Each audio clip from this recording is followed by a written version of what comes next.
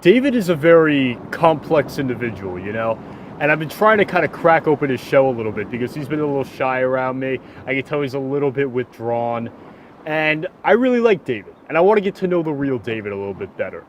You know, I see him as a guy who has not had a lot of confidence building in his life. He seems very insecure.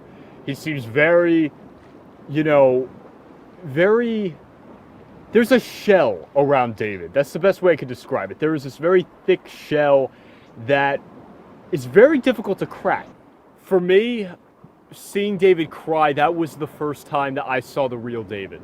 This whole time I've been feeling like he's been giving me a little bit of a different version of himself, kind of like a facade even. But that's the first time I saw the real David. And I tell you, I really respect the fact that he let out his emotion like that, because it's hard.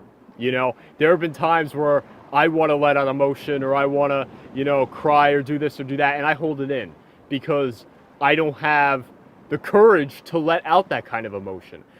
To see David let that out, it really did speak to me personally, and it really did show me, David is just like everybody else out here. He's going through the same thing that we're all going through, and maybe even a little bit harder because he doesn't have that confidence in himself that a lot of other people out here do have. And for me to see that, it makes me want to trust David more, and it makes me want to work with him more.